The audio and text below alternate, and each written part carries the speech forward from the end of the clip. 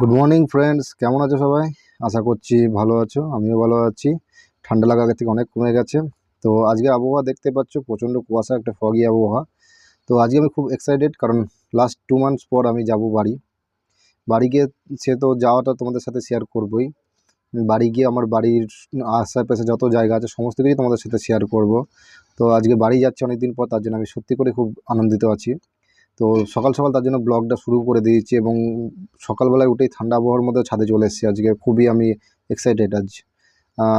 জানো, নিজের বাড়ি গেলে একটু আনন্দ বেশি লাগে সবারই, সবাই জানে সেটা, যে বাইরে যারা থাকে তারা অনেক দিন পর বাড়ি গেলে কেমন লাগে। যদিও আমি বেশি দূরে থাকি না, তাও একটা আনন্দ, বাড়িতে থাকি না। তো চলো তাড়াতাড়ি করে লাঞ্চ ব্রেকফাস্ট করে স্নান টান করে একদম রেডি হয়ে অফিসে যাই। অফিসে প্রচুর কাজ আছে, কাজগুলো কমপ্লিট করবো, তারপর তোমাদের সাথে দেখা হচ্ছে।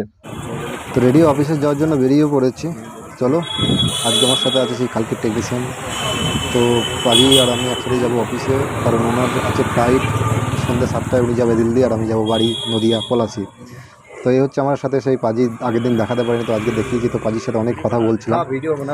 তো পাজি জিজ্ঞাসা করছিল যে জাস্ট এটা কী করছো। তো আমি বললাম যে ব্লগিং করছি তোকে ছাড়ার জন্য। তো উনি বললাম যে কেমন আছে সাবস্ক্রাইবার। আমি বললাম নতুন শুরু করেছি, এইসব কথাবার্তা হচ্ছিল যে নতুন সাবস্ক্রাইবার শুরু করেছি, বেশি ভিউজ হয় না, 82টা এখনো পর্যন্ত সাবস্ক্রাইবার আছে, 15-20টা ভিউজ হয়। তাই তোমাদের ভালোবাসা থাকলে আগামী 1 বছরের মধ্যে আমি টার্গেট আছে যে মোটামুটি 10,000 সাবস্ক্রাইবার করার। তো সেই চ্যালেঞ্জ নিয়ে আমি এগোচ্ছি। তো তোমরা একটু সাপোর্ট দেখিও। পাজিও আমাকে চ্যানেল অবশ্যই সাবস্ক্রাইব করে নিয়েছে। উনিও আমার মানে বেঙ্গলি অতটা বোঝে না, তবে উনি বলেন যে বেঙ্গলি বুঝি না বুঝি, তোমার চ্যানেল আমি দেখবো এবং শেয়ার করবো। তো পাজিকেও বললাম যে পাজি যে মেনলি হচ্ছে নোটবুকের উনি মেকানিক। তো তার জন্য আর পাজির একটা প্রবলেম, এখানে এসে একটা প্রবলেম ফেসে গেছে। তো সেই প্রবলেম তোমাদের দেখাচ্ছি, চলো। তো এই দোকানটাতে পাজি ভুল করে 90 টাকা বদলে 9,000 টাকা পেমেন্ট করে দিয়েছে। তো পাজি কি বলছে চলো শুনে নিই। देखो, जहाँ मैं आज खाना खाने आया था सिलीगुड़ी में हूँ। मेरे साथ क्या प्रॉब्लम हुआ, मैंने उनका 40 रुपया देना था। चलिए आगे चलिए 40 रुपये इनको होटल वालों को देने थे। मैंने चाय पिया और मैंने जब स्कैनर किया तो डालने 40 थे, तो मैंने 40 रुपये एंटर नहीं किए। बीच में मैंने उल्टा जो पासवर्ड था उसका लगा दिया, तो वो उतना मेरा कितना चला गया आपका? 10,000 रुपया चले गया। 10,000 40 की जगह 10,000 डाल दिया। मैंने 40 को एंटर नहीं किया ना बीच में, तो मैंने पासवर्ड लगाकर उसको ओके कर दिया, तो मेरा 10,000 चले गया। आपको ध्यान में नहीं रहा। हाँ, तो मैं चाहता हूँ कोई आगे से भी, जैसे मैंने गलती की है, कोई दूसरा आदमी ना गलती करे। जब भी कोई स्कैन करो पहले उसकी अमाउंट डाल लो। तो मैंने ये गलती की है, तो दूसरा ना करे, तो ये कुछ सीखने को मिलेगा। हम लोग को जैसे सीखने को मिला, बहुत सुबह से बहुत परेशान। अभी तो परेशान नहीं, जब तक नहीं आएगा तब तक बात यही बात। हाँ, लेकिन पैसा वो आधा दे दिया है ना। हाँ, मेरे को 6,200 रुपया दे दिया। बाकी जो था ना मेरा, वो कहते हैं वो बाद में देंगे, अभी मेरे पास है नहीं। तो चलो बाकी देखते हैं क्या करते हैं। ऊपर वाला के बस तो भगवान के ऊपर है। हाँ बस ठीक है। कितना बाकी है? 3,000 समथिंग का, यानी कि 3,000 समझ लो 4,000 के करीब है। 40 उनको देना था, बाकी काट के समझ लो 4,000 के करीब था अंदर। चलो कोई दिक्कत नहीं, मैं तो आता रहता हूँ।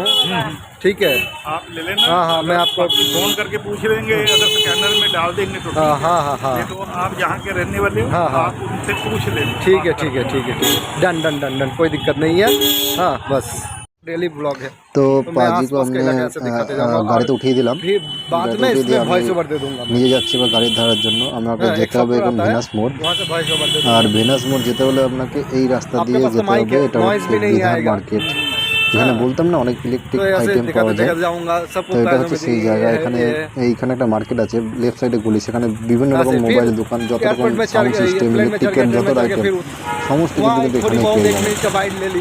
জায়গাটা ভালো করে চিনে রাখুন। এটা হচ্ছে হংকং মার্কেটের ঠিক অপোজিট সাইডটা। এটা তোমাদের এতদিন হংকং মার্কেট দেখিয়েছি, তো সেটা হচ্ছে উল্টো সাইড। আর গাড়িতে আমি উঠে পড়েছি। এই দেখতে পাচ্ছ গ্যাংটক সিকিম যাওয়ার জন্য সব গাড়ি এখান থেকেই তুমি পেয়ে যাবে। দার্জিলিং যাওয়ার জন্য শেয়ার ট্যাক্সি হোক, টাটা সুমো হোক, সমস্ত কিছু এখান থেকে পাবে। তো আপাতত আমি জংশনে পৌঁছে গেছি। জংশনে পৌঁছে গিয়ে আমাকে প্রথম কাজ করতে হবে, বাসের জন্য টিকিট কাটতে হবে। আমার বাস মোটামুটি ফিক্স থাকে, 5টার সময় ছাড়ে। ভগবতী নাম নবদ্বীপ, শিলিগুড়ি টু নবদ্বীপ বাস। সেই বাসে আমি প্রত্যেকবার যাই এবং আসিও সেই বাসে। তো ওর দুটো বাস আছে, একটা হচ্ছে স্লিপার আর একটা হচ্ছে সিটার। তো আজকে মনে হয় স্লিপারটা নেই, আজকে সিটারটা আছে। তো এটা হচ্ছে পেট্রোল পাম্প, এইখানে বাস আসবে আর এইখানে টিকিটটা আমি কেটে নিয়েছি।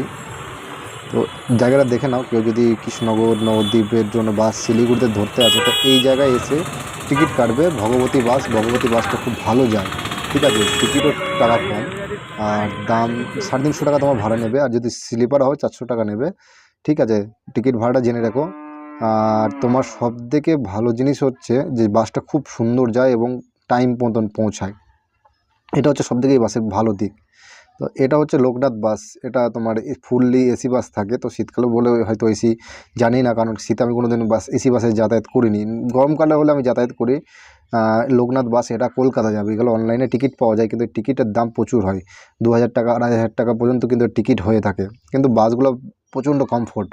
আমি মোটামুটি গরমকালে এইসব বাসে যাতায়াত করি, ভলভো এরকম, যেমন আরাধনা আছে, শ্যামলী আছে, গ্রিন লাইন আছে, এক্সপ্রেস লাইন আছে, মডার্ন বাস আছে, এই বাসগুলোতে মোটামুটি যাতায়াত করি। তো টিকিট মোটামুটি এরকমই। দেখো আর একটা বাস, এটা অবশ্য আসাম যাবে, ঠিক আছে, এটা আসামে যাওয়ার জন্য বাস। আসামে যাওয়ার জন্য বাস কিন্তু তুমি এখান থেকেই পেয়ে যাবে, এইখানে ঠিক না, মানে এখান থেকে শুরু হয়। আর এই পাশে দেখাচ্ছি একটু আগে, একটা যে গলি আছে সেই গলির ভেতরে আসাম যাওয়ার জন্য কিন্তু বাস দাঁড়িয়ে থাকে। আমার এই দেখো বাস চলে এসছে, এটা হচ্ছে আমার বাস, মা ভগবতী বাস। এই বাসে করেই যাব, এটা সিটার বাস, আজকে সিটার বললাম, সিটার এসেছে, স্লিপারটা আজকে নেই, স্লিপারটা আবার কালকে থাকবে। দেখে না বাসটা নবদ্বীপ যাইবে, এটা নবদ্বীপ শিলিগুড়ি, খুব সুন্দর বাস এটা, ঠিক আছে। বাসে উঠে পড়েছি, বাস ছেড়েও দিয়েছে, 4:50 টাইম, বাস ছেড়ে দিয়েছে। তো বাস যেতে যেতে, কারণ বাসে উঠে আমার প্রচণ্ড ঘুম পায়, প্রথম কথা বলে দিচ্ছি। তো বাসে যেতে যেতে যেটুকু কথা হচ্ছে, যতক্ষণ না ঘুম পাচ্ছে ততক্ষণ। আর এই দেখো ডান দিকে এই পেট্রোল পাম্পটা চিনে রাখো, এসএন বোস পেট্রোল পাম্প, এটা বন্ধ, একটা পুরনো পেট্রোল পাম্প বন্ধ।